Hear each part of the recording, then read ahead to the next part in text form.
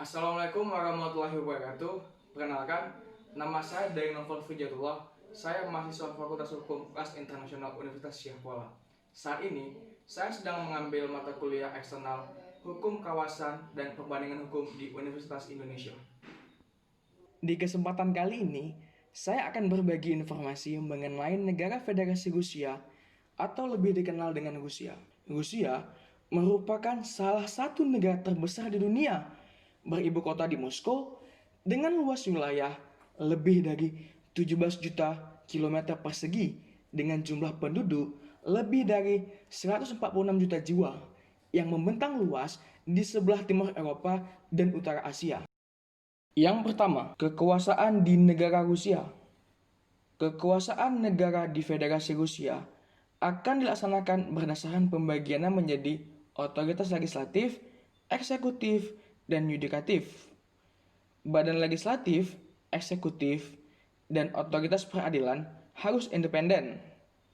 Di Rusia, kekuasaan negara dilaksanakan oleh Presiden Federasi Rusia, Majelis Federal, Pemerintah Federasi Rusia, dan Pengadilan Federasi Rusia. Artinya, Rusia menganut sistem pembagian kekuasaan distribution of power.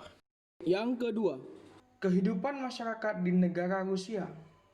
Status kewarganegaraan seorang warga Federasi Rusia tidak boleh dicabut kewarganegaraannya atau hak untuk mengubahnya. Warga negara Federasi Rusia dapat memiliki kewarganegaraan negara asing atau dual kewarganegaraan sesuai dengan hukum federal atau perjanjian internasional dari Federasi Rusia. Warga negara asing dan orang-orang tanpa kewarganegaraan menikmati hak dan kewajiban dalam Federasi Rusia setara dengan warga negara Federasi Rusia. Dalam kebebasan beragama, Federasi Rusia adalah negara sekuler.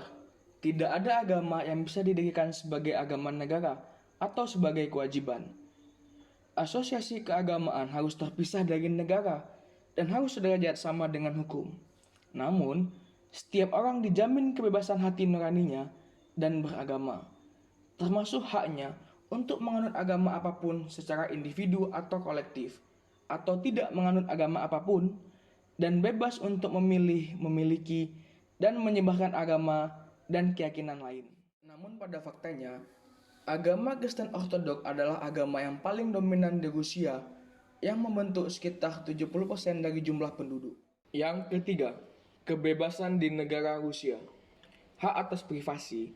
Setiap orang berhak atas kehidupan pribadinya yang tidak dapat diganggu-gugat, pribadi dan privasi keluarga, dan perlindungan kehormatan dan nama baiknya. Setiap orang berhak atas privasi korespondensi melalui telepon, percakapan, dan komunikasi pos, telegraf, dan lainnya. Ini mungkin bisa dibatasi hanya atas dasar perintah pengadilan. Mengumpulkan, menyimpan, menggunakan, dan menyebarkan informasi tentang kehidupan pribadi seseorang tidak akan diizinkan tanpa persetujuan. Bahkan, dalam konstitusi Rusia, rumah tidak dapat diganggu-gugat kecuali dalam kasus-kasus yang ditentukan oleh hukum federal. Kebebasan pers. Kebebasan media massa harus dijamin. Di Rusia, sensor terlarang. Setiap orang berhak dengan bebas mencari, menerima, mengirimkan, memproduksi, dan menyebarkan informasi dengan cara hukum apapun. Hanya daftar jenis informasi yang merupakan rahasia negara yang akan dilarang. Namun, pada faktanya, kebebasan pers di Rusia dibatasi oleh pemerintah. Pemerintah memegang peranan penting dalam menyalurkan informasi terkait negara. Yang keempat, pemilihan presiden di Rusia. Presiden Federasi Rusia adalah kepala negara yang akan dipilih selama 6 tahun dengan maksimum 2 periode. Setiap warga negara Federasi Rusia dengan umur minimum 35 tahun yang telah tinggal di Federasi Rusia secara permanen tidak kurang dari 10 tahun dapat dipilih sebagai Presiden Federasi Rusia. Pemerintahan dipegang oleh Presiden yang berpusat di Kremlin serta Perdana Menteri yang bertanggung jawab terhadap parlemen, namun dengan peranan yang terbatas dibandingkan dengan Presiden. Sejak pembangkangan Wakil Presiden Alexander Ruskoy dan Ketua Parlemen asal Chechnya, Ruslan Kasbulatov, lembaga Wakil Presiden di Rusia dihapus, sehingga masyarakat hanya akan memilih calon presiden. Yang kelima, struktur Dewan Legislatif di Rusia. Yang pertama, Majelis Federal Rusia. Majelis Federal Parlemen Federasi Rusia akan menjadi perwakilan dan badan legislatif Federasi Rusia.